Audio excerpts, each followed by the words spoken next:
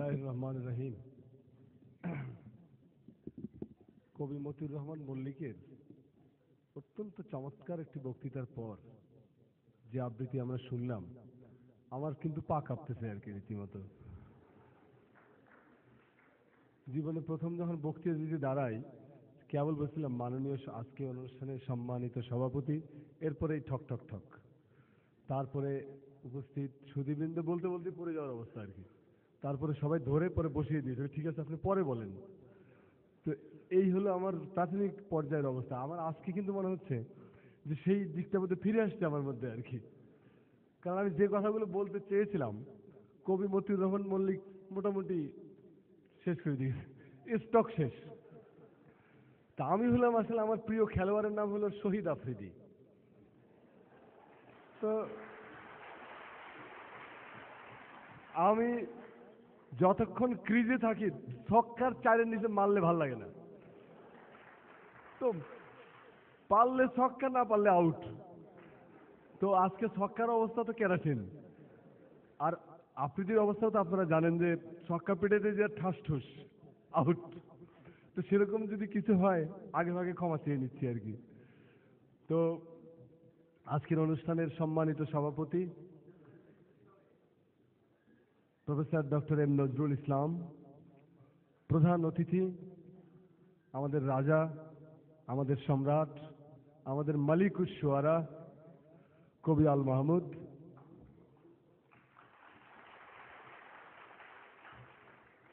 এবং যার বক্তৃতা শুনে পা কাঁপা শুরু হয়েছে কবি মতিউর রহমান মল্লিক। আমি নিজে তার ভক্ত, আমি খুবই ভক্ত তার। কবি মতিউর রহমান মল্লিক, ডক্টর নাজিব ওয়াদুদ সম্পর্কে আমার ধারণা ছিল যে বক্তৃতা শুনে মনে হচ্ছিল তিনি ডক্টর, অর্থাৎ বাংলা সাহিত্যে কোন একটা বিশেষ ক্ষেত্রে তিনি দক্ষতা অর্জন করেছেন। পরে আমাকে উইংসের আড়াল থেকে বললো, জি না, উনি ডাক্তার। আমি কি সর্বনাশ, আমাদের তো চাকরি শেষ। ডাক্তাররা যদি নারী টেপা বাদ দিয়ে সাহিত্য টেপা শুরু করে,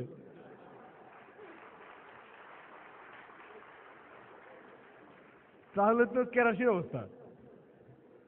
তো যাই হোক, এবং আজকের অনুষ্ঠানের মূল প্রাবন্ধিক প্রফেসর মোহাম্মদ আবুল ফজল খুব পরিশ্রম করে প্রবন্ধটা লিখেছেন, কিন্তু তাকে সময় দেওয়া হয়নি। আমার খুব কষ্ট লেগেছে, একটা প্রবন্ধ লিখতে প্রচুর সময় লাগে এবং একটা সিরিয়াস ব্যাপার। একটা সিরিয়াস কাজ যখন কেউ করে তখন তার প্রতি সহানুভূতিশীল হওয়াটা ভালো আর কি। আমাদের সময়গুলো কেটে কেটে তাকে দিলে বোধ করি আমরা একটা খুব গুরুত্বপূর্ণ প্রবন্ধ শুনতে পেতাম।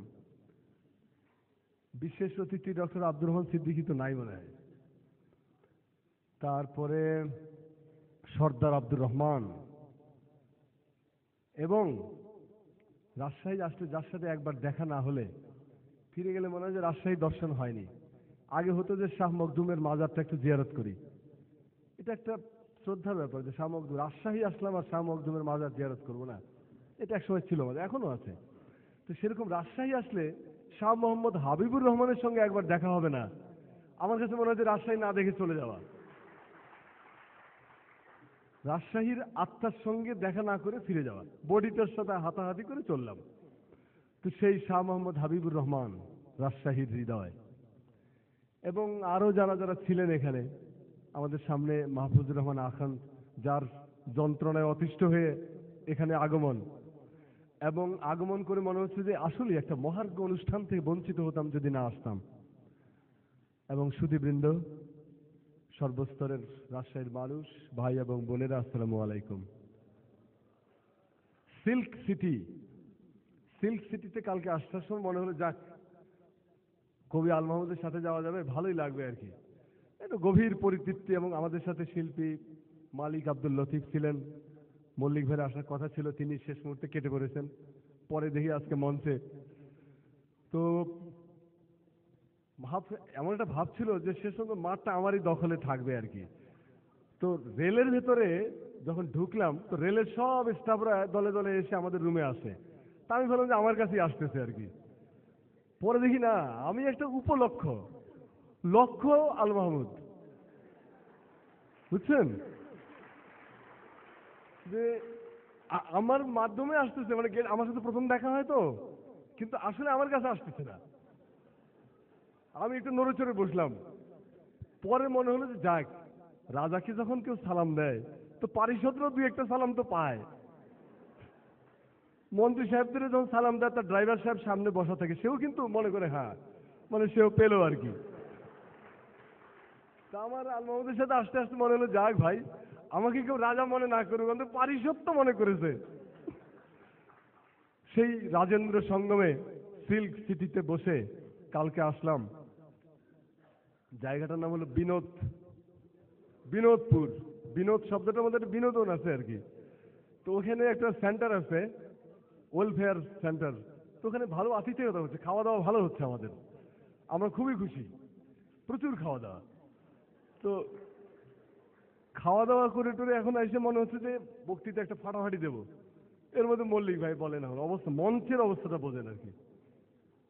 যাই হোক সুধীবৃন্দ, আমি জানি না মাননীয় সভাপতির করাত আমার উপরে কতক্ষণ পরে পতিত হবে। তো যতক্ষণ উনি আমাকে আয়ু দেন ততক্ষণ চালিয়ে যাই। তবে আমাকে চিরকুট না দিয়ে পেছনের পাঞ্জাবি ধরে টান দিলেই হবে আর কি। চিরকুট দিলে আমার মেজাজ গরম হয়ে যায় আর কি, মনে হচ্ছে আমাকে অপমান করা হচ্ছে। হ্যাঁ, তো পাঞ্জাবি টান দিয়ে ধরলে কেউ তো আর দেখলো না, সেইটা আমার ভালো লাগে আর কি। যাক,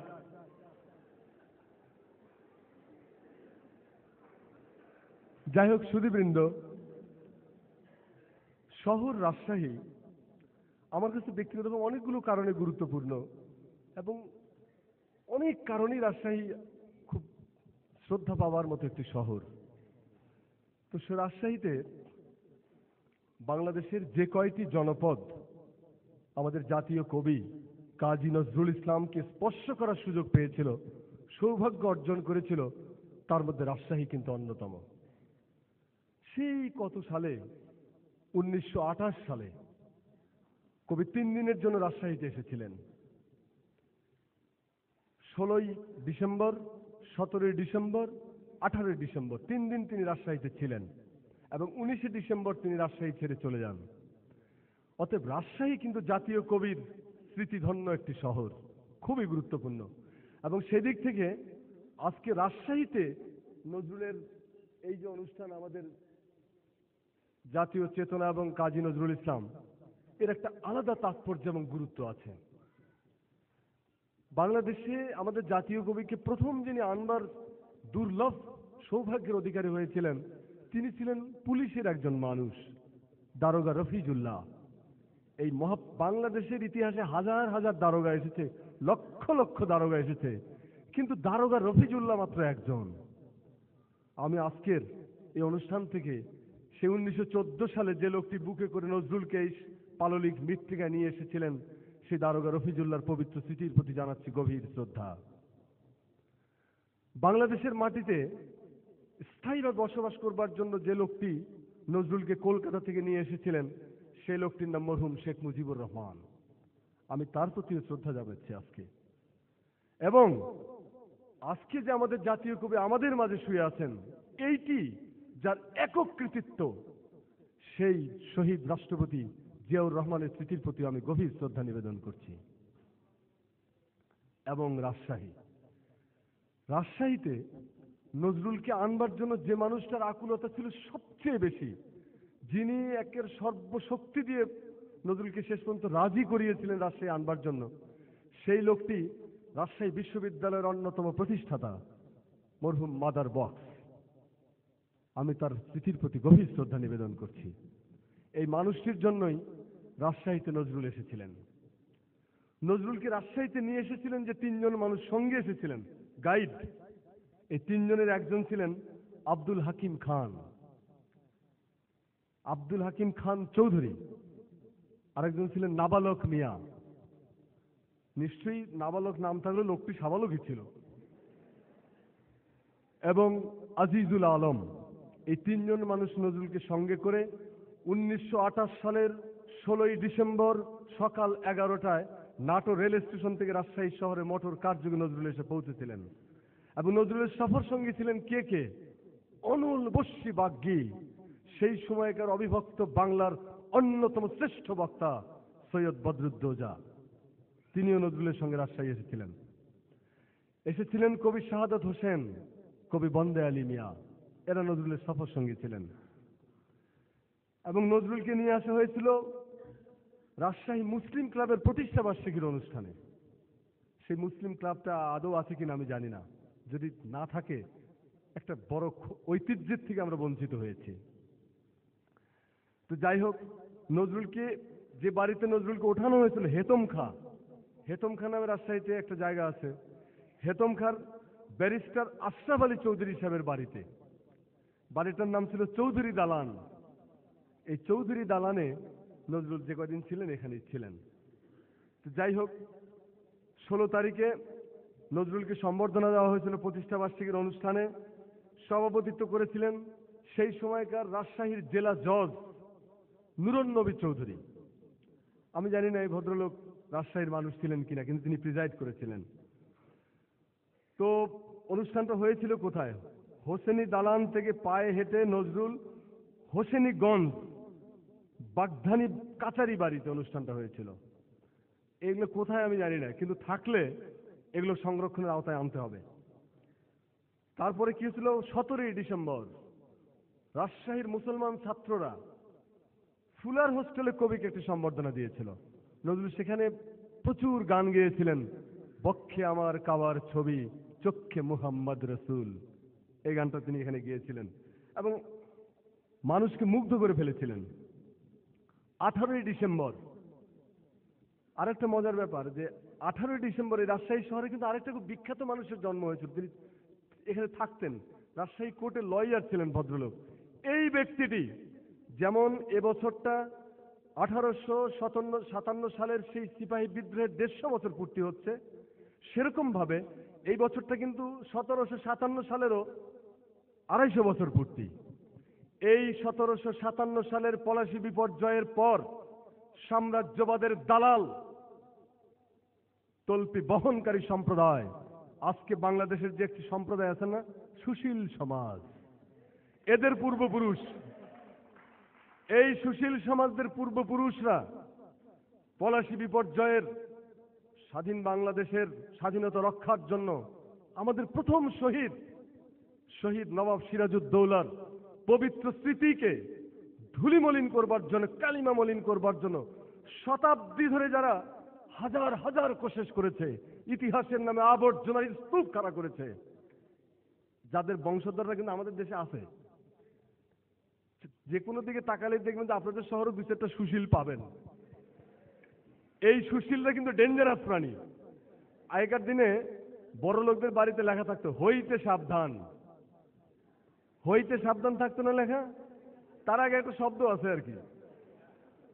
তো আমি আপনাদেরকে বলি, সুশীল হইতে সাবধান, এটা বহু ডেঞ্জারাস জিনিস। আমাদের ছেলে মেয়েরা যাতে এই সুশীলদের খপ্পরে না পড়ে, সেই জন্য আমাদের বাড়ির গেটে গেটে লাগায় রাখতে হবে, বাড়িতে বাড়িতে, বাবারা সুশীল হইতে সাবধান। কারণ এরা হলো সেই সম্প্রদায় যারা খ্যাতি এবং প্রতিপত্তির লোভে শয়তানের কাছে আত্মা বিক্রয় করেছে। এই শয়তানের কাছে আত্মা বিক্রয়কারী সম্প্রদায় সেই দিনও ছিল। এই শয়তানের কাছে আত্মা বিক্রয়কারী গোলাম হোসেন তাত্তাবাই, আরসি মজুমদার, যদুনাথ সরকার, বিখ্যাত বিখ্যাত ঐতিহাসিক, এই সাহেবরা ইতিহাসের নামে এরকম ময়লার আবর্জনার পাহাড় খাড়া করেছিল। এই ময়লার বিরুদ্ধে সেদিন একটি মানুষ রুখে দাঁড়িয়েছিলেন, সেই মানুষটি রাজশাহী কোর্টের উকিল ছিলেন। লোকটার নাম কি? অক্ষয় কুমার মৈত্রেয়। অক্ষয় কুমার মৈত্রেয় রাজশাহী শহরে বাস করেছেন। তার সিরাজউদ্দৌলা ইতিহাসের এই কলঙ্ক থেকে বাঙালি জাতিকে মুক্ত করেছিল, বাংলাদেশের মানুষকে মুক্ত করেছিল, যে কারণে তাকে প্রচুর নিগ্রহ সহ্য করতে হয়েছিল সেই সময়। কিন্তু এই অকুতোভয় দেশপ্রেমিক, সত্যনিষ্ঠ সত্য সন্ধানী সাধক ইতিহাসের নামে যা লেখা হয়েছিল বাতিল করে দিয়ে নতুন তথ্য উপাত্ত দিয়ে নতুন ইতিহাস নির্মাণ করে জাতিকে কালিমা মুক্ত করেছিলেন। সেই অক্ষয় কুমার মৈত্রের সঙ্গে নজরুল দেখা করতে গিয়ে যখন গেলেন, অক্ষয় কুমার মৈত্র বললেন, নজরুলকে বুকে জড়িয়ে ধরলেন, জড়িয়ে ধরে বললেন, আমরা তো অস্তমিত সূর্য, তুমি নতুন উদিত সূর্যের দীপ্তি নিয়ে এসেছো। আমি কল্পনাও করতে পারিনি যে আমার জীবন সামনে তোমার মতো মহান কবিকে আমি আমার বুকে পাবো। সেই রাজশাহী শহর এটা।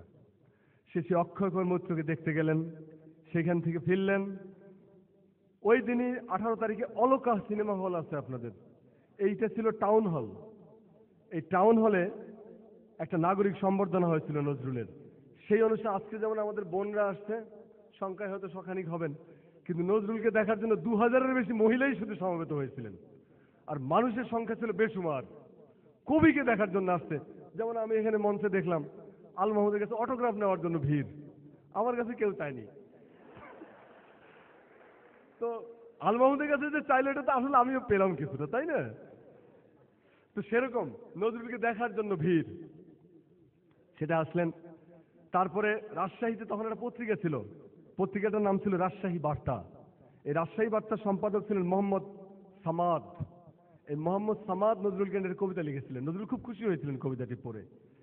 যাই হোক, তো এই সময় মুসলিম ছাত্ররা যে সম্বর্ধনা সভা করেছিল, সেখানে হুজুররা একটু বিরক্ত বোধ করেছিলেন। নজরুল একটু হারমোনিয়াম না একটু গান গাচ্ছিলেন আর কি। হুজুররা বলে এইসব চলবে না বাবা, এটা অন ইসলামিক কাজ। এখনো দেখবেন যে হুজুররা গান বাজনা দেখলে একটু মেজাজ খারাপ করে আর কি। তো যাই হোক, তো নজরুল বলেন যে হুজুর আপনারা একটু বসেন, আমি দুটা গান খালি গাবো, যদি পছন্দ হয় এখানে থাকবেন, না পছন্দ হলে আমি চলে যাবো, আপনারা যাবেন কেন? রাজশাহী তো আপনাদের শহর, আমি তো বেড়াতে এসেছি। নজরুল দুটো গান গেয়েছিলেন। একটা গান হলো যেটা আগে বললাম, বক্ষে আমার কাবার ছবি চক্ষে মোহাম্মদ রসুল। আরেকটা গান গেছে, ত্রিভুবনের প্রিয় মোহাম্মদ এলোরে দুনিয়ায়, আয়রে সাগর আকাশ বাতাস দেখবি যদি আয়। হুজুররা সবগুলোতে ঝাঁপায় বসে নজরুলের উপরে, এইটা যদি ইসলামী গান হয় আমরা এই গানের সঙ্গে আসি, হারমোনিয়ামকে যেটা খুশি সেটা বাজান।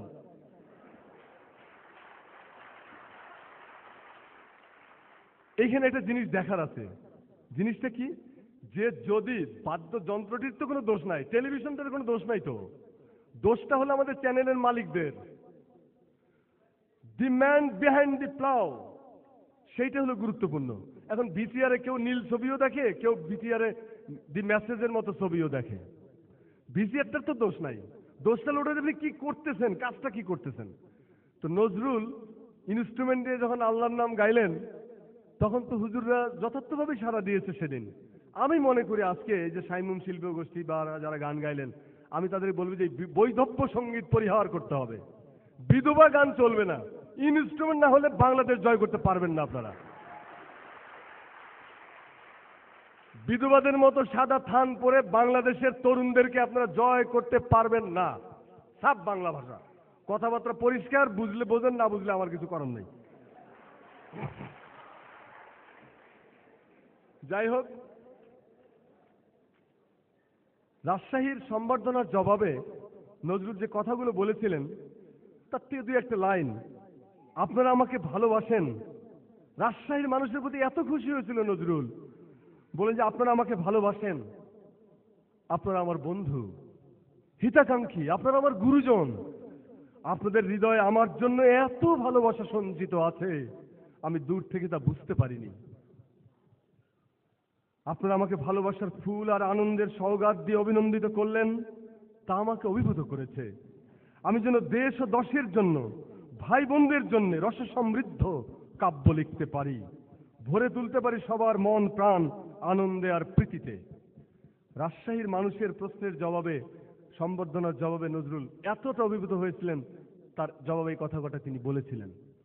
তো যাই হোক বন্ধুরা, সেই রাজশাহী শহর নজরুলের শহর। রাজশাহী শহরের নজরুল স্মৃতি বিজড়িত স্থানগুলো এখনো খুঁজলে নিশ্চয়ই পাওয়া যাবে।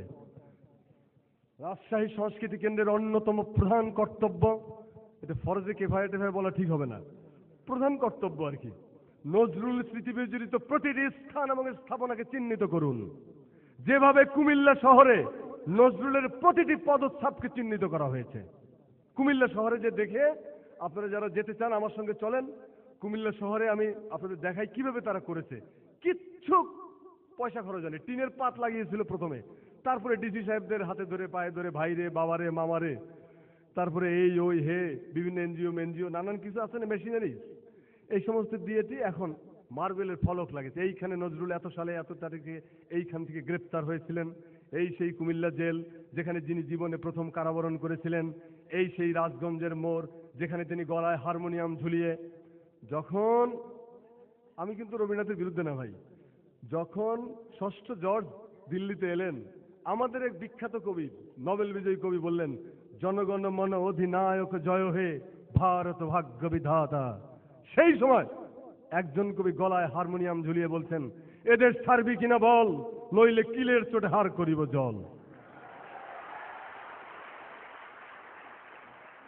লাথিমার ভাঙরে তালা যত সব বন্দিশালা, গান ভিক্ষা দাও পুরবাসী সন্তানদারে উপবাসী।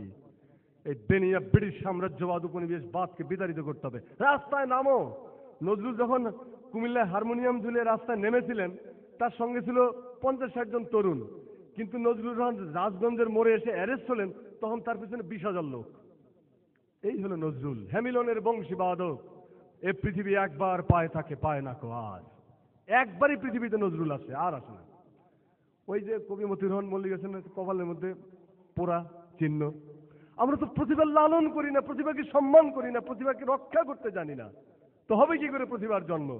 আগাছা যেখানে বৃক্ষের সম্মান পায়, সেখানে গাছ তো মন বেজার করে বসে থাকে। বলে এখানে আগাছা, প্যারাসাইট, পরগাছা, লিলিপুট, যার মানসিক হাইট হলো 1.5 ইঞ্চি, সে বিরাট প্রতিভাশালী মানুষ, সমাজে তার বিরাট প্রতিপত্তি, নামে ডাকে গগন ফাটে, হাড়ির ভাত কুকুরে চাটে। এই তো হলো আমাদের পরিস্থিতি। তো সেই পরিস্থিতির বিরুদ্ধে এই লোকটা দাঁড়িয়েছিলেন। তা আপনারা, আমি রাজশাহীবাসীর কাছে শনির বন্ধ অনুরোধ করবেন, এটা কর্তব্য। এই স্মৃতিচিহ্নগুলো যখন আপনারা মোটামুটি একটা ফলকায়িত করবেন, তখন রাজশাহী শহরের পর্যটন ভ্যালু বেড়ে যাবে, রাজশাহী শহরের মর্যাদা বেড়ে যাবে। আপনার সন্তানকে যখন রাস্তায় বেরোবেন, বলবে, আব্বা এটা কিসের ফলক? আব্বা বলবে, বাবা এইখানে আমাদের জাতীয় কবি এত সালে এসে এইখানে এই গানটা গিয়েছিলেন। তাই নাকি? জেনারেশন টু জেনারেশন এই মত চলে যাবে। আপনারা 1857 সালের কথা বলেন, আপনারা জানেন যে রুটির টুকরা, রেশমি রুমাল, কোথায় পেশোয়ার থেকে বাংলা পর্যন্ত রুটির টুকরার ভেতর দিয়ে সব চালাচালি হতো। সিম্পল একটা রুটির টুকরা পেশোয়ার থেকে পাঠানো হয়েছে, মনে করেন এই ক্যান্টনমেন্ট থেকে ক্যান্টনমেন্ট, ক্যান্টনমেন্ট থেকে ক্যান্টনমেন্ট, চলে যাচ্ছে রুটির টুকরা বাংলা ক্যান্টনমেন্টে, ব্যারাকপুর, এই বহরমপুর, রাজশাহীতে চলে আসতেছে রুটির টুকরা। এই রুটির টুকরা কি পরিমাণ গুরুত্বপূর্ণ ভূমিকা পালন করেছিল যে ব্রিটিশরা বুঝেছে পিঠের চামড়ার অর্ধেক খসানোর পরে। তো এইরকম ভাবে যদি স্মৃতিচিহ্নগুলোকে কিছুটা রক্ষা করতে পারেন, রাজশাহী শহরের মর্যাদা, তার ঐতিহাসিক ভ্যালু অনেক বাড়বে। এবং আমরা যারা বাইরে থেকে আসে, তারা ঘুরে ঘুরে বেড়াবো, কোথায় নজরুল আসছিল ভাই? রাজশাহী সিটি কর্পোরেশন আছে, আপনারা ধরেন, এটা আপনার ভোটের টাকায়, আপনার ট্যাক্সের টাকার সিটি কর্পোরেশন, কথা শুনবে না মানে? নজরুলের বিরোধিতা যে চেয়ারম্যান করবে, যে মেম্বার করবে, সেটাকে ধরে আপ্যায়নের ব্যবস্থা করবেন। কথা শুনবে না, আঙ্গুলে যদি সোজা করে ঘি না ওঠে তখন কি করতে হবে সেটা করবেন। নজরুলের জন্য 7 খুন মাপ। তো এই হলো ঘটনাটা ভাই, সেটা করবেন। যাই হোক, আমি মূল বিষয়ের দিকে যেতে চাই।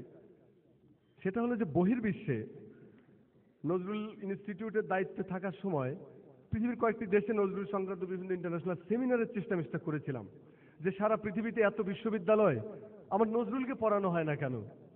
সারা পৃথিবীতে এত সব লেনদেন হচ্ছে, নজরুল হচ্ছে না কেন? আমরা চীনে গেলাম, চীনের ডেপুটি পররাষ্ট্রমন্ত্রীর সঙ্গে আমাদের একটা বৈঠক ছিল। তো তাকে আমি নজরুলের একটা সেট উপহার দিলাম। তিনি বললেন যে, দেখো 1972 সালে তোমাদের দেশটা স্বাধীন হয়েছে, চীনের পররাষ্ট্রমন্ত্রী, ডেপুটি পররাষ্ট্রমন্ত্রী। তা আজকে তুমি আসছো 2002 সালে, এতটা বছরে একটা লোক কি তোমাদের এখানে এম্বাসিতে চাকরি করতে আসে নাই যে তোমার জাতীয় কবিতা বলতে পারে? কেউ বলেনি। বলে আমরা তো টেগোরকে চিনি, রবীন্দ্রনাথকে চিনি, because Indian high commission, Indian embassy এখানে অনুষ্ঠান করে, সো তার মাধ্যমে আমরা দাওয়াত পাই, আমরা সেখানে যাই, তারা আমাদেরকে রবীন্দ্রনাথের অ্যালবাম উপহার দেয়, বই উপহার দেয়, এটা উপহার দেয়, সেটা উপহার দেয়। তো তোমাদের এম্বাসিগুলো তো এরকম কিছু করেনি। আমি বললাম যে, দেখো তুমি কমিউনিজমের কথা বলো, সাম্যবাদের কথা বলো, এই সাম্যবাদ শব্দটা বাংলা ভাষায় প্রচলন করেছিলেন কাজী নজরুল ইসলাম। এই সাম্যবাদ শব্দটা পপুলার করেছিলেন কাজী নজরুল ইসলাম। মানুষের জন্য, স্বাধীনতার জন্য, শোষণের বিরুদ্ধে নজরুলের চাইতে এত উচ্চ কণ্ঠে, এত বেশি করে বাংলা ভাষাভাষী কোনো মানুষ আর কোনো দিন কথা বলে নাই। বলে আশ্চর্য, আমার খুব আফসোস হচ্ছে যে এত বড় একটা পোয়েট, বলে তারই এদের জন্য এত বড় সংগ্রাম। ইন্টারন্যাশনাল সং যিনি কিছু সর্বহারা কাব্য যার আছে, শোনো গাহি সাম্যের গান, মানুষের চেয়ে বড় কিছু নাই, নহে কিছু মহিয়ান। হিন্দু না ওরা মুসলিম, ওই জিজ্ঞাসে কোনজন, কান্ডারি বলো ডুবিছে মানুষ, সন্তান মোর মার। এই যে ইউনিভার্সাল আপিল, ইউনিভার্সাল বাণী, সেই কবিকে তোমাদের কেউ পরিচিত করার দায়িত্ব নিল না। যাই হোক, তারা আফসোস করলো, আমরা চেষ্টা মেষ্টা করলাম। জোট সরকার তো ভারী সরকার, এটা খুবই ওয়েট, তো নাড়াইতে তাড়াইতে আমাদের বহুত সময় গেছে আর কি। শেষে মেশে চীনা ভাষায় প্রথমবারের মতো নজরুলের একটি বই বেরিয়েছে ওখান থেকে, নজরুলের একটা কালেকশন শেষ পর্যন্ত বের করতে পেরেছিলাম আমরা, পিটন খাওয়ার আগেই আর কি। তারপর তো চলে এসে পড়ছি। ইরানে গেলাম। ইরানে বাংলাদেশ যা কোনোদিন করেনি, আমাদের কোন রাজনৈতিক সরকার কোনো দিন যা করে নাই, আমাদের বুদ্ধিজীবীরা যারা বড় বড় যে টক শো হয় না টেলিভিশনে, round table talk show seminar, দেখলেই মেজাজ খারাপ হয়ে যায় আর কি। তোদের কাছে বাবা এত জ্ঞান কে চাইছে? তুমি যে এত জ্ঞানী সেটা তো আমরা চাই নাই। আমার কৃষক তোমার জ্ঞানের ধার ধারে? আমার ধান কিভাবে বুনতে হয় তুমি বোঝো? কিভাবে গোরকির বিরুদ্ধে এক হাতে সন্তান নিয়ে আরেক হাতে লড়াই করে বাঁচে থাকতে হয় এটা বোঝো তুমি? বাবা সুশীল বোঝে না।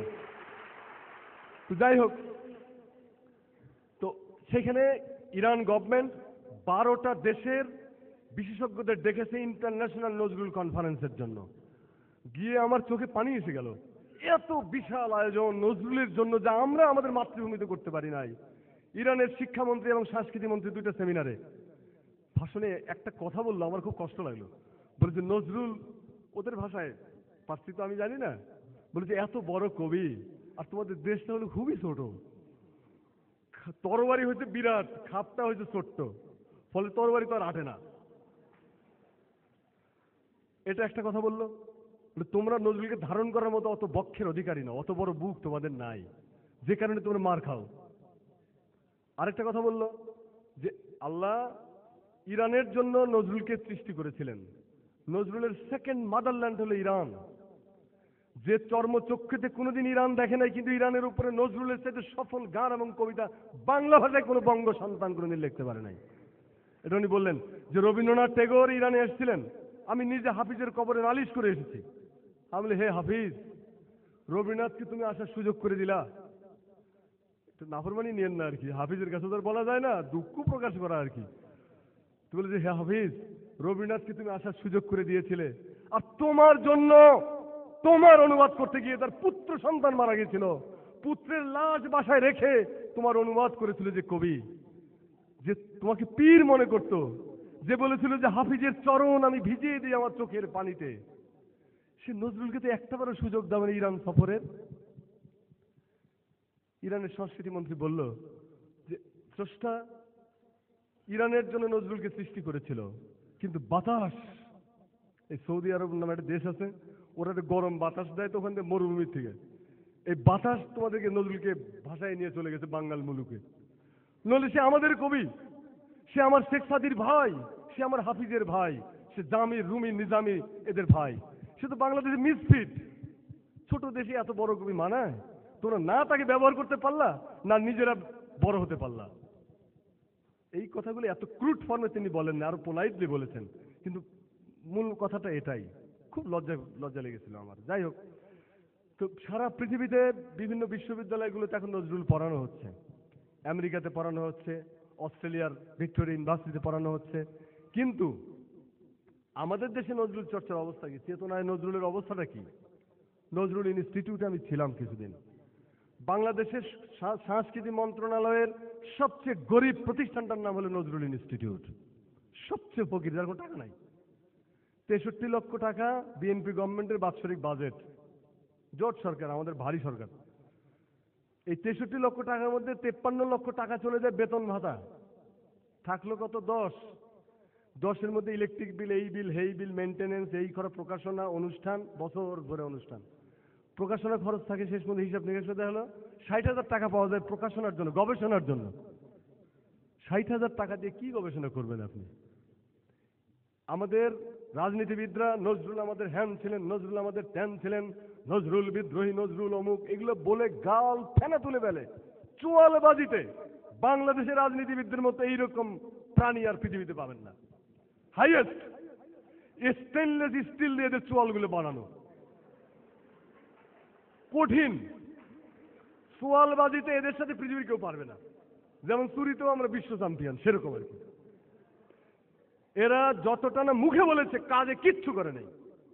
নজরুল জাতীয় কবি, আমরা বলছি বাংলাদেশের মানুষ বলে, এর কোনো সাংবিধানিক স্বীকৃতি নাই। জানেন, বহু বলেছি, বহু লেগে কাজ হয় না। কচ্ছপ, কচ্ছপের মতো গতি ছিল আমাদের গভর্নমেন্টের। সিলেবাস, এখানে বিশ্ববিদ্যালয়ের সম্মানিত শিক্ষকরা আছেন। ঢাকা বিশ্ববিদ্যালয় থেকে শুরু করে বাংলাদেশের সকল প্রাইভেট বিশ্ববিদ্যালয়ে নজরুল পড়ানো হয় না। কি পড়ানো হয়? বাংলা সাহিত্য পড়ানো হয়। সেখানে নজরুলের জন্য বরাদ্দ কত?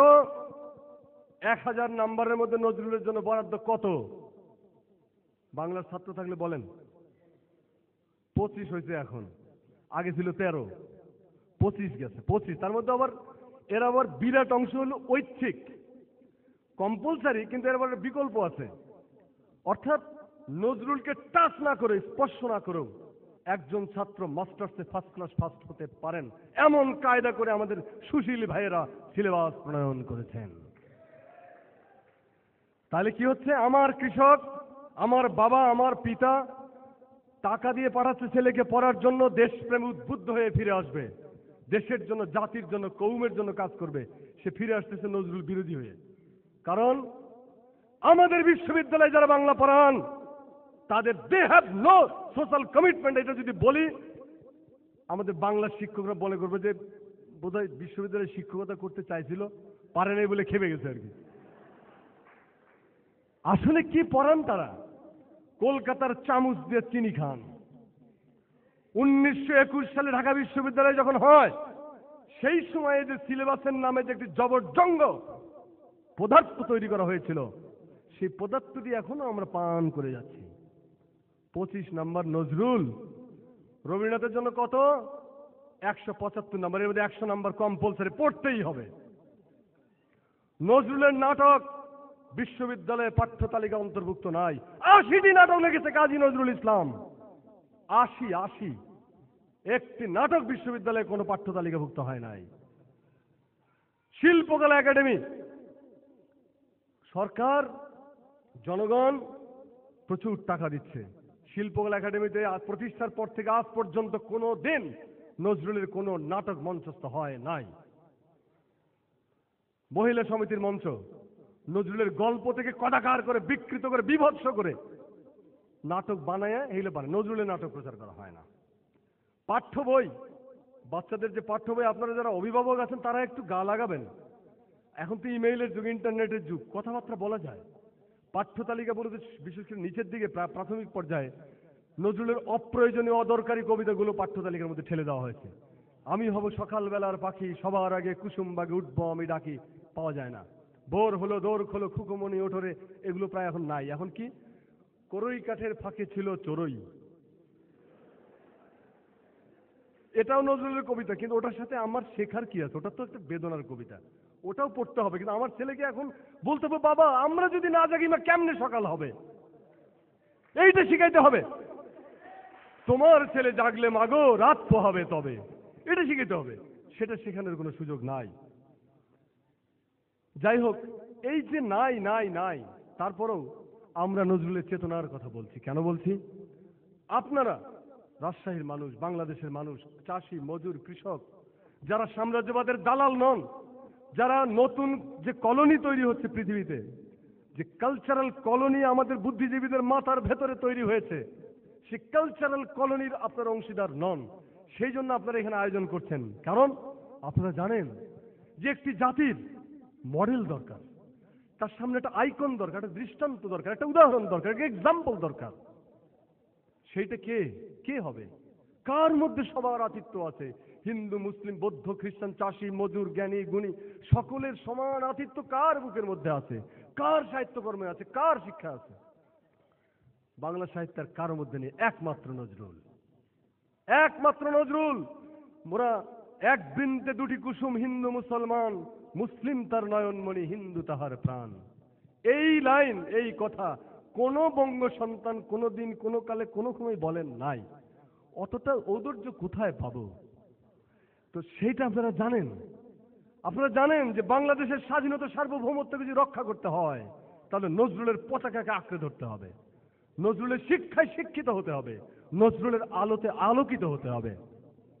কারণ আপনারা জানেন যে বেঁচে থাকার জন্য আলো, বাতাস, খাদ্য এবং পানি একটা অপরিহার্য সত্য না ভাই? বেঁচে থাকতে হলে কি কি লাগবে?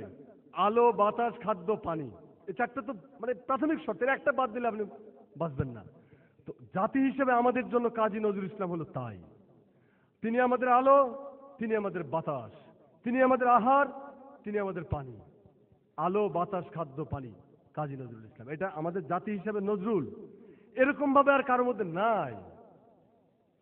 অনেক বড় কবি আছে, আমেরিকাতে অনেক বড় বড় কবি ছিল, কিন্তু হুইটম্যানকে তারা তাদের জাতীয় কবি করলো কেন? কারণ আমেরিকান জাতি যে জিনিসটা চেয়েছে, যেভাবে বাঁচতে চেয়েছে, যেভাবে স্বপ্ন দেখেছে, যেভাবে তার সংস্কৃতিটাকে নির্মাণ করেছে, যেভাবে তার অভিপ্রায়কে ব্যক্ত করেছে, সেটা একমাত্র হুইটম্যানের মধ্যে স্পন্দিত হয়েছে। ইরানে হাফিজের মতো কবি আছেন, রুমির মতো বিশ্ববিশ্রুত প্রতিভা আছেন, কিন্তু ইরানের জাতীয় কবি তারা কেউ না। জাতীয় কবিকে ফেরদৌসি। কারণ ফেরদৌসি তার শাহনামা, এই শাহনামা কাব্যের ভেতরে ইরান জাতিকে পুনরুজ্জীবন দান করে গেছেন, ইরান জাতিকে তিনি সঞ্জীবিত করে গেছেন। ইরান জাতির যে কালচারাল অভিপ্রায়, ইরান জাতির যে দীর্ঘ ইতিহাসের যে অভিব্যক্তি, সেগুলোকে তিনি অক্ষরবন্দি করে কাব্যিক মর্যাদা দান করে গেছেন। ইরান বলে আমাদের আত্মা, আমাদের শরীর শাহনামা। সেই জন্য ইংল্যান্ডে অনেক বড় বড় কবি ছিল, কিন্তু তারা শেক্সপিয়ারকে গুরুত্বপূর্ণ মনে করে কেন? জার্মানিতে অনেক বড় কবি ছিল, কিন্তু তারা গেটেকে কেন নিল? পাকিস্তান উর্দু ভাষাতে অনেক বড় বড় মীর তকি মীর, গালিব, দাগ, অনেক বড় বড় কবি ছিল, কিন্তু পাকিস্তান ইকবালকে কেন ধারণ করলো? কারণ পাকিস্তান রাষ্ট্রকে যদি টিকিয়ে রাখতে হয়, ইকবালের চেতনায় আলোকিত না হলে পাকিস্তান থাকবে না। একই রকম ভাবে রবীন্দ্রনাথের যে ব্যঞ্জন ঔপনিবেশিক, উপনিষদ, বেদ, পুরাণ, এগুলো থেকে রবীন্দ্রনাথ যে জীবন বিধান প্রণয়ন করেছেন, সেইটা আমরা শেয়ার করি বটে, কিন্তু এটা স্পন্দিত হয়েছে ভারতের জাতিসত্তার মধ্যে। ভারত যে আজকে টিকে আছে, ভারত যে আজকে দাঁড়িয়ে আছে, তো রবীন্দ্রনাথের বাণী। রবীন্দ্রনাথকে সেই জন্য তারা বক্ষে ধারণ করেছে। আমরা রবীন্দ্রনাথকে স্যালুট করি, তিনি বাংলা ভাষার কবি, নোবেল লরিয়েট ছিলেন, তার গানকে আমরা আমাদের জাতীয় সঙ্গীত করেছি, আমাদের সমস্ত রেসপেক্ট তার প্রতি আছে। কিন্তু আমার জাতিসত্তা, আমার আত্মা, আমার হৃদয়, আমার সংস্কৃতি, আমার ইতিহাস, আমার ভূগোল, আমার অবস্থান, আমার বিশ্বাস, আমার জীবন যাপনগত পদ্ধতি, আমার আজানের ধ্বনি, আমার অজুর পদ্ধতি, আমার রসুল, আমার আল্লাহ, আমার আব্বা, আমার আম্মা, সামগ্রিকভাবে যে বাংলাদেশ, আমার চাষি, আমার মজুর, সব কিছু কাজী নজরুল ইসলামের মধ্যে দানা বেঁধে উঠেছিল। সেজন্যই তিনি আমাদের জাতীয় কবি। এজন্যই তাকে আমাদের চেতনার সবচেয়ে বড় বাতিঘর বলতে হবে। আমরা যখন পথ হারাবো, আমরা যখন দিগ্ভ্রান্ত হব, তখন নজরুলের ওই আলো থেকে আমরা আলো পাবো। সমুদ্রে যখন জাহাজ হারিয়ে ভেঙে যায়, নাবিকরা দিক হারায়, তারা কি করে? ধ্রুব তারকা খোঁজে উত্তর আকাশে, ধ্রুব তারকার থেকে দিক নির্ণয় করে। নজরুল হলো সকল বিভ্রান্তি এবং ভুল থেকে বেঁচে থাকবার জন্য বাংলাদেশের মানুষের জন্য সে ধ্রুব নক্ষত্র। সেজন্যই বলা হয় যে বাংলাদেশ, বাংলাদেশের মানুষ, বাংলাদেশের স্বাধীনতা এবং কাজী নজরুল ইসলাম এক এবং অবিভাজ্য এক সত্তা। এর একটার থেকে আর একটা বিচ্ছিন্ন করলে বাংলাদেশ থাকে না। বাংলাদেশকে যদি মেরে ফেলতে হয়, নজরুল চর্চার থেকে সরিয়ে দাও। কিভাবে সরানো হচ্ছে? টেলিভিশনের নাটক হয়, দেখবেন নজরুল সঙ্গীত নাই এখন আর। মঞ্চে নাটক হয়, নজরুল সঙ্গীত নাই। আমাদের নায়ক নায়িকারা ডায়লগ দেয়, এর মধ্যে নজরুলের কোনো কারবারই নেই। নজরুলের দুর্ভাগ্য এবং রবীন্দ্রনাথের সৌভাগ্য। রবীন্দ্রনাথের সৌভাগ্য হলো যে বুদ্ধিমান, মেধাবী, বিচক্ষণ গবেষকরা রবীন্দ্রনাথ চর্চা করতে গিয়েছিলেন। আর নজরুলের দুর্ভাগ্য হলো যে আমাদের মধ্যে যারা বিচক্ষণ, খুব বেশি জ্ঞানী, প্রতিভাশালী ছিল, সেগুলো বেশিরভাগ শয়তানের কাছে আত্মা বিক্রয় করেছে, সোল্ড, বিক্রি হয়ে গেছে এগুলো। ফলে আবেগ আক্রান্ত আমার মতো মানুষ, আমাদের শাহাবুদ্দিন ভাইয়ের মতো মানুষ, আমরা 10, 12, 20 জন লোক সব মিলিয়ে নজরুল চর্চা করেছে। এবং আমি বলবো এখন আপনাদেরকে যে এই লোকগুলোই সকল প্রবল প্রতিকূলতার বিরুদ্ধে লড়াই করে নজরুলকে আমাদের সামনে আজকে হাজির করেছে। এ কৃতিত্ব তাদের। তো যাই হোক ভাই, আরো অনেক বক্তা আছে। তা আমি একটা কথা আপনাদের আরেকটা কথা বলে আমার বক্তব্য শেষ করব। সেটা হলো যে একটা লোক দেশপ্রেমিক এবং দেশদ্রোহী এটা বুঝবেন কেমনে? বাতাস মাপার তো ব্যারোমিটার থাকে, তাপ মাপার থার্মোমিটার থাকে। তো দেশদ্রোহী মাপার যন্ত্র কি? দেশপ্রেমিক মাপার যন্ত্রের নাম কি? আমি আপনাদেরকে বলে দিয়েছি এই যন্ত্রটার নাম কাজী নজরুল ইসলাম। যখন যেখানে যে প্রান্তে দেখবেন যে কেউ নজরুলের বিরুদ্ধে কথা বলেছে, আপনি প্রাথমিকভাবে আপনাকে ধরে নিতে হবে এই বঙ্গ সন্তান কোনো না কোনোভাবে বাংলাদেশের স্বাধীনতা বিরোধী তৎপরতার সঙ্গে যুক্ত।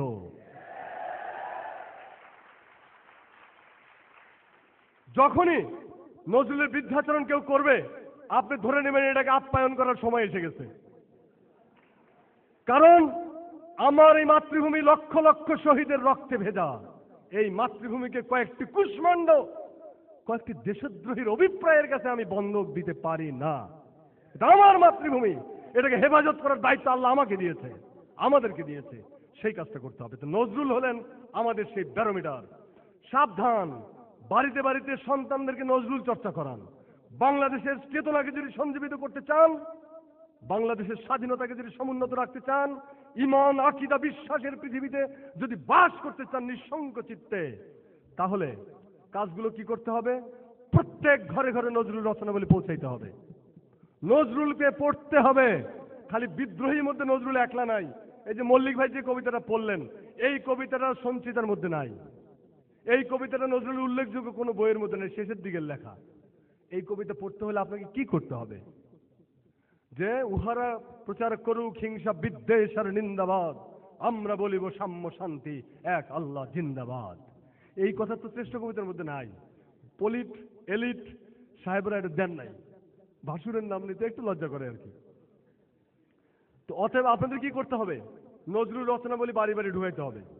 নজরুলের সঙ্গীত সমগ্র। নজরুল 1942 সালে যদি আমরা ধরেই যে 41 সালের পরে তিনি নীরব হয়ে গেলেন, তাহলে 42 সাল থেকে আজকে 2007 সাল রবীন্দ্রনাথের সমগ্র সঙ্গীতের কালেকশন আমরা পেলাম। নজরুলের গানের কালেকশন আমরা পাইনি কেন? কেন পাওয়া যায় নাই? এক সঙ্গীতের ক্ষেত্রে নজরুলের যে অবদান, সঙ্গীত আর সব বাদ দেন, ইসলামী সঙ্গীত বিশ্বের ইতিহাসে তুলনাহীন। নজরুল এটা ইরানও স্বীকার করে, আর সৌদিরা তো গান বোঝেও না। কিন্তু ইরান তো পোলাইট, মিশর তারা স্বীকার করে যে হাম নাতে নজরুলের ধারে কাছে যাওয়ার ক্ষমতা পৃথিবীর কারো নাই। ওকে, 2 নম্বর হলো আলাউদ্দিন খান, রবি শঙ্করের বড় বড় ওস্তাদদের নাম শুনেছেন। একটা রাগ তৈরি করতে তাদের তামাম জিন্দগি বরবাদ হয়ে গেছে। একটা রাগ তৈরি করতে দেখা গেল যে জীবন শেষ।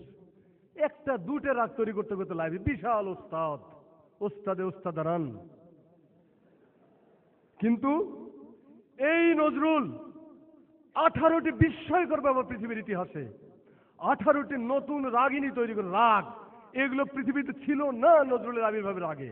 18টি নতুন রাগ সৃষ্টি করেছেন, 49টি মিশ্র রাগ তৈরি করেছেন, 81 রকম ফ্রিকোয়েন্সির উপরে গানকে প্রয়োগ করতে তিনি দিয়েছেন, বিস্তারিত করেছেন 81 রকমের ফ্রিকোয়েন্সিতে। বিশ্বের ইতিহাসে বিরল। তারপরও নজরুল সঙ্গীত সমগ্র বেরোয়নি কেন? কারণটা জানতে হবে ভাই। প্রশ্ন করুন, প্রশ্ন করলেই আপনি ধরে ফেলতে পারবেন যে ক্রিমিনালিজমটা কোথায় কাজ করে, কিভাবে কাজ করে। আমি নজরুল ইনস্টিটিউটে যাওয়ার পরে আমাকে শাহাবুদ্দিন ভাই, আমি তার আত্মার মাগফিরাত কামনা করছি, তিনি আমাকে বললেন যে শিকদার ভাই রে, আল্লাহ তোমাকে এটা দায়িত্ব দিছে, তুমি যদি খালি নজরুল সঙ্গীত সমগ্রটা বাইর করে ফিরে আসতে পারো, আর কিছু দরকার নেই, তোমার একটা কাজের জন্য তুমি অমর হয়ে যাবে পৃথিবীতে। আমি বললাম শাহাবুদ্দিন ভাই, আমার অমর হওয়ার পিপাসা নাই, ইতিহাস নেই অমরত্বের লোভ, আজ রেখে যায় আজকের বিক্ষোভ। আমার অমরত্ব হওয়ার লোভ নাই। কাজটা কি করতে হবে বলেন? বলে সঙ্গীত সমগ্র বাইর করো। সঙ্গীত সমগ্র হাত দিতে যায় যে ওই অমুক বাধা দেয়, ওখান থেকে megaphone company, gramophone company, his masters voice, নানান রকমের হুমকি ধামকি, এখান থেকে না এটা করা যাবে না, ওখান থেকে এটা সমস্যা। আমি বললাম নজরুল সঙ্গীত করতে এত সমস্যা হয় কেন? ফান্ড নাই, টাকা নাই, হেটা নাই, হেটা নাই। আমি 2 জন প্রেসের মালিকরে ডাকলাম। আমি বললাম ভাই 20 লক্ষ টাকা খরচ হবে, একটা পয়সা আমি দিতে পারবো না, টাকা নাই। কিন্তু আমি চলে যাওয়ার পরে নজরুল সঙ্গীত হয়তো কেউ না কেউ আল্লাহ করাই নেবে, কিন্তু এখন আমার জন্য এটা ফরজে আইন, এটা করা। আমি একটাই ইবাদত করে থুয়ে যেতে চাই আল্লাহর উপরে, আল্লাহর জন্য নজরুল সঙ্গীতটা বের করে দিতে চাই। একটা পয়সা দিতে পারবো না, বই বের করে দেবেন, বই বিক্রি করব, টাকা দেবো। কয় স্যার এইভাবে টাকা দিলে তো 10 বছর লাগবে। আমি বললাম যে তাহলে বাইতুল মোকাররমের সামনে যাব, ফার্মগেট ওভারব্রিজে বসবো, নিউ মার্কেটে থালা নিয়ে বসবো, ভিক্ষার ঝুলি নিয়ে, যে বঙ্গীয় মুসলিম ভিক্ষা দাও, নজরুল সঙ্গীত সমগ্র বের করতে পারি না, টাকা নাই। জাতীয় কবি বানাইতো, মিথ্যা কথা বলেছে আমাদের রাজনীতিবিদরা, আমাদের সঙ্গে বেঈমানি করেছে আমাদের রাজনীতিবিদরা, প্রতারণা করেছে, তারা জালিয়াত, তারা চোর, বাটপার, বেঈমান। বিশ্বাস করেন ভাই, এক প্রেস মালিক বলে যে ভাই আমার একটা টাকাও লাগবে না, আমি আমার জান দিয়ে হলে নজরুল সঙ্গীত সমগ্র আমি বের করব। যেদিন আমাকে নজরুল ইনস্টিটিউটে খেদায় দেয়, খেদাই দিছি তো, সেই দিন আমি আফসোস করতে যে একটা বইয়ের কপি দেখে যেতে পারলাম না, বইটা কি হলো। আমাকে টেলিফোন করলো, স্যার আপনি কতক্ষণ আছেন আর অফিসে? আমি আর 2 ঘন্টা মাত্র আছি। বলে স্যার আপনি অফিসে থাকেন, আমি বই নিয়ে রাস্তায়, আমি জামে আটকে আছি।